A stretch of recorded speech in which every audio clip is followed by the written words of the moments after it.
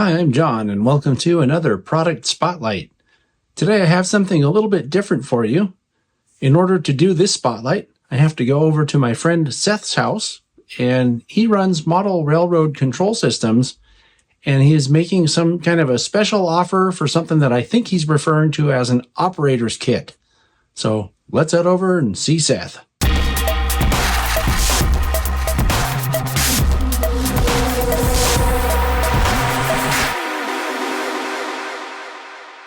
Okay, so I've made it over here, and I have Seth sitting next to me, and we're looking at some stuff.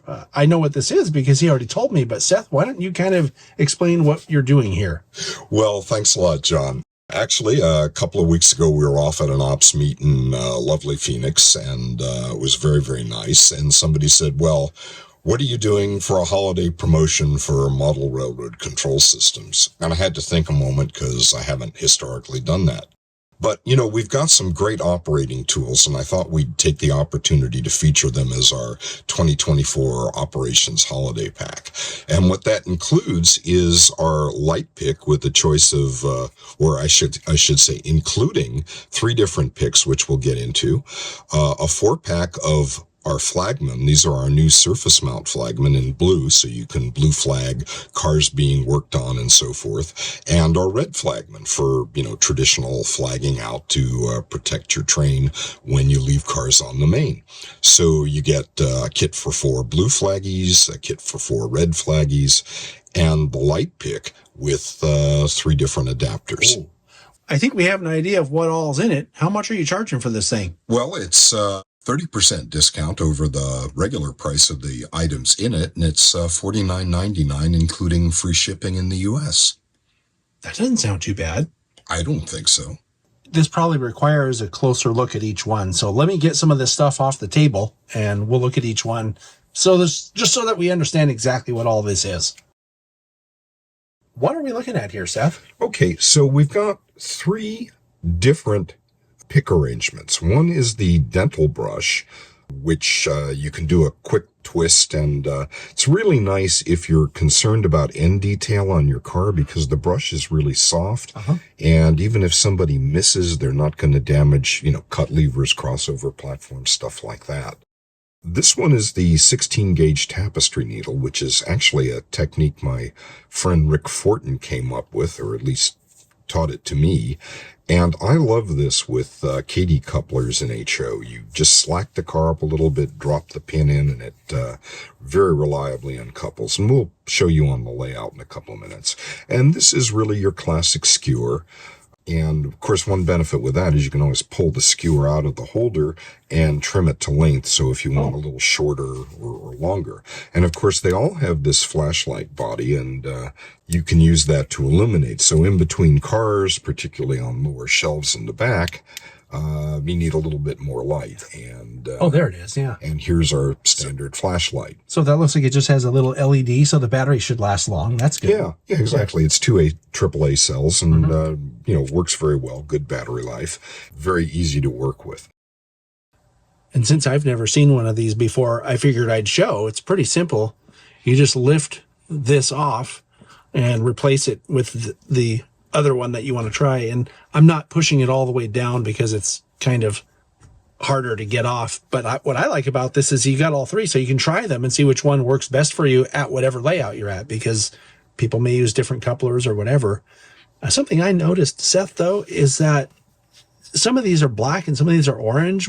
Is there a reason for that, or did it just happen that way? First of all, a shout out to our friend Phil Edholm, who actually designed these, and that came out of a discussion at an op session about wanting to get a little more light between the cars and some lash-ups people had made of flashlights and picks. And Phil's a very, very talented modeler and a very, very good 3D guy. So Phil said, well, gee, I can just make a collar that slips onto a flashlight, and we can make interchangeable ones that'll work with different picks. And, would MRCS be interested in handling them? And, well, as you can see, we certainly were. Right, yeah, MRCS right there on the thing. Yeah. And, so they're interchangeable. That was really the point. And the color I think we were trying to have different colors for different style picks, but in the end, it really boiled down to what filament did Phil have loaded in his printer that day. What filament Phil had? Filament Phil. Filament Phil. We should call Phil Filament Phil. Filament Phil. I wonder if he'd appreciate that. He's kind of a tall, stringy guy, so, that's not a bad name for him. Yeah. I don't know. I can think of more flattering things to call somebody. I think we'll pass on that. Phil, if you're watching, you will not be called Filament Phil. But we said it with love. Of course. Yeah. Always. Now, something I want to mention in here, I just noticed, is that the design is really clever, which I expect coming from Phil, right? Because it has the holes all around this so that the light can come through, obviously. That's really cool. I mean, it's such a simple but elegant design. Well, I think it's one of the nicer ones I've seen. I've seen some with the clip on the side, but then there's, parallax. You have to get it lined just precisely, or you're illuminating the top of the car, right, not the pick 2 inches below. So this is a pretty good compromise, I think. Also note that the shorter ones have kind of a longer support so that you can actually get the business end of the pick down between the cars. Yeah. This is a fairly nicely thought out system. It's simple, but it's elegant design. And I wanted to show this because, look, it puts a lot of light through those little spokes. That's really good. Yeah, and if you look at the collar, I've just shifted maybe 15 degrees there so we can see. Just move towards me. Oh, I see. You can see on the side that it's on, but the light is really concentrated down on the target, so it works very well. And it's, of course, also great for reading car numbers on weathered cars way in the back. Something that is increasingly an issue for me. Yeah, I've noticed that too, especially at the smaller scale. Oh, yeah. See, so it's a pretty bright little flashlight. Follow the light. Yeah. Cool. Very good. Yeah, go to the light, John. Yeah, we got to go take this out to the layout and see how it looks in practice. Let's go do that. Okay, here's the uncoupling demonstration. All right, so we'll start with my fave, the steel needle. And the key to this technique is just to get the slacked in, and you just touch it, and cars come apart. Yep. Oops. Now, another great thing about this is, let's say I was having trouble reading the numbers. Oh, yeah. So here you go. We get a very focused light, and you can even read end numbers in here if you can get in the angle and have the right readers on. So that's basically the technique. Now, we have several styles of pick. If you're this is me. There you go. So just press it and you get a twist. Yep, small twist. And it does the job. And again, like that. So very easy. And again, you get some light in the area so you can see what you're doing, and you're not tearing up the crossover platforms and cut levers and all this stuff. Kind of the newer technique that a lot of people like are these little dental brushes. And again, you just slack it a little bit and do a quick twist, and away you go. Yeah, all three seem to be something that could work, right? Right. Just different touches, different techniques. As you can see, I've standardized on 58s, but they all work fine. And generally anything that works with a 58 probably works better with a 5. So, there's a whole other discussion we could have. Can you hand me that bamboo one real quick? I just want to show something. Sure. So I'm really struck by this because on the camera, look how dark this is in here. You can't even see this on the camera, but as soon as you put the light on, look at how much easier that is to see. Like, you can see exactly, and I'm doing this left-handed. You can see exactly where it needs to go in. That's a really clever thing, because I know some people also like to do night ops. And in that case, it would be even more impossible to see what you're looking at. So having the light on there is really good. Oh, yeah. I mean, who knows where your eyes are at, but for mine, just a somewhat darker area in the back of a lower level of a multi-deck layout, particularly if it's, steam era and there's some weathering in the area of the numbers. This is fantastic. This is the difference between completely fouling up the op session because I couldn't read the numbers and, really feeling like, it was a satisfying job well done. So these are our flagmen. This is, I think, the third or fourth revision of them. What's new this time is that we've got surface mount LEDs and resistors on the flagmen, and that means all you need to do is snap them apart and solder, and I usually use a little piece of wire, we'll show you that, the feet to the base, and when you're done, then you stick a weight down here, and you can see the weight. Oh, so it comes with the weights. Comes with the weights. Yeah. The weights are included. If you're, doing a big order to a place where postage is expensive, and want to get local weights, call me. We'll adjust the price and save you some shipping. And the white one is our standard red flagman, and that's used pretty widely in certainly steam era timetable and train order layouts where you need to flag if a train is left on the main. It's actually handy even more modern eras, especially if there's detection, because the flagman will reliably trip your detection and make the block occupied, which, is important to the dispatcher. Any train that's headed your way, you don't want to be like Casey Jones. And they're also great track testers if you're trying to find out why your switch matrix isn't, powered where it should be, and you can just go put flagman on every block and, do your various adjustments and see who stays lit. So, every time I work on a layout, I bring a pack over and, they're used heavily. Another thing that's new is the blue flagman, and many of you are familiar with operations, know about blue flagging, which is where a car is being worked on and then maybe underneath it, or maybe it's a tank full of something hazardous, or frankly anything connected to hoses, and you don't want somebody to come in and try and couple and break the hoses and cause a spill. So we made these guys up with blue LEDs, and they are suitable for blue flagging, and generally the rule is nobody can move the car unless the person who set it, or at least someone in his trade, goes and removes the blue flag. Now, you might say, why are they green? And the answer is blue PC board material, while available, is not as common, and to get the combination of gold-plated pads and blue would have taken a long time, so we just made some green ones. Maybe sometime in the future. The blue ones are pretty popular. They also have little faces on them. Oh, yeah. Well, yeah, they have a little bit better face. The other interesting thing is that when you snap them off, about half the time you either get a little pinhead or you get a buzz cut. So, It's a semi-mohawk. It's Buzz Flagman.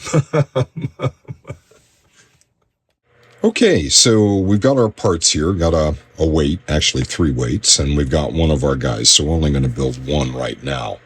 Now, I made a little jig, which was just, drilling, using this as a drill template, and here I'm just using some handy scrap 22 gauge wire, anywhere from 20 to 24 will be fine, and what I'm going to do is snap off the extra piece and then snap my guy off, and we'll put the weight, the base down.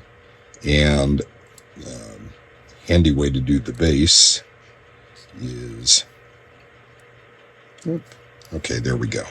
So we've got our wires in here, and this jig will kind of hold things in place.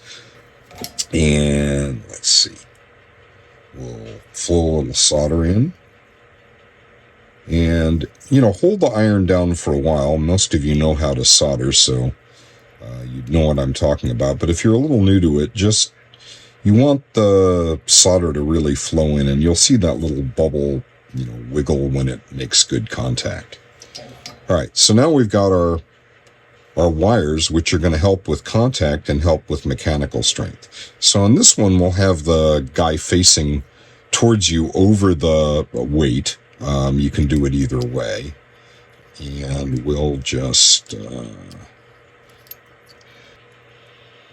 there we go. What I'm trying to do is get the feet lined up on the outer set of pads here, so bear with me. Now we've got it in place. We're going to throw a little solder up on the guy, and you can just hold him in place till the solder sets up. You don't want it moving around while the solder is cooling. And now, of course, the whole thing is pretty much locked in place, and it's much easier to work on the other side. And then the last thing we're going to do is come in underneath and see if we can get a little solder bridge between the pad and his feet. And that's more for strength than anything else. And at that point, we're just going to roll him up, make sure the solder's gone all the way through. And there he is. The one thing I want to do is just tack down.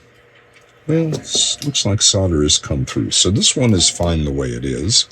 Now, all we need to do is clip off the leads. Great. All right. So here we are. Let's give him a shot. And he has no weight yet, but sure enough, he's picking up nicely, and we've got a red flagman ready to go to work. The only thing left is the weight. And we're going to do that. Take our tire weight, standard tire weight. It's just a 1/4 ounce, right? Yeah. Yeah. And that will give him enough weight to hold him and make good contact. So here he is. And we can put him back up here and give him a test. And there we have it. Okay, let's see how this thing looks. This is cool. Okay, so here we have some tanks. We obviously don't want this liquid, whatever it is, leaking. So we'll put a blue flag. On this side, we're parked on the main, and we're going to flag to prevent anybody from coming up behind us. Our blue flag guy is now protecting a bunch of tank cars, and you can see we have the hoses and the transfer pumps out. So we really wouldn't want anybody try to couple on that car while we're in the middle of unloading operations. So that's why we would be using a blue flag. And this would be typical in a lot of industrial operations as well as a car shop or any place. You know, men might be working on the equipment and you wouldn't want somebody coming in and coupling. Over on this side, we're on the main, and what we're doing is red flagging, which is indicating to any train coming along that there is in fact somebody stopped ahead and they should be prepared to stop. And, you know, in the real world, this might actually be a train length out, but to get it in the picture, you get the idea. Yeah, and I like this demonstrates a level of nerdiness that I can appreciate because you've gone to the trouble to make a blue and a red, where for me anything that lights up would be fine. Well, absolutely. Right, just to catch the operator's attention, right? Yeah, we did the blue originally as a lark, and I had a couple of them in my operating kit and put them out at a friend's layout in the Seattle area. And, you know, I walked out of that session with people saying, I want to buy blue ones. I want to buy blue ones. So we went home and made a batch of blue ones. Originally, we didn't think we were going to do enough volume in the surface mount blue ones to make it worthwhile, but yeah, that has not proved to be true at all. So anyway, we're including them in the kit. So I think that you've done a really good job in providing not one, not two, but 3 different methods for uncoupling. That's really good because not everybody likes the same thing. I am a bamboo skewer guy myself. But if I had these available to me every time, I would try it, you know, each one. Probably not that dental pick, though. I don't like those brushes. That's just me. I know there are people who swear by them, though. So, you know, if you went out to lunch during the session and needed to floss, it would be very handy. Oh, just pull that out of the thing. And then you can actually use the light in the mirror to see if you got all the stuff out of your teeth. All that spinach. And that's a good idea. Yeah. So, but I do like the idea of having the variety. And you know, we don't have any fun when we do these things together. No fun at all. None. Yeah. But, totally serious. Yeah. Good job. And make sure you pick yours up from modelrailroadcontrolsystems.com. Thank you.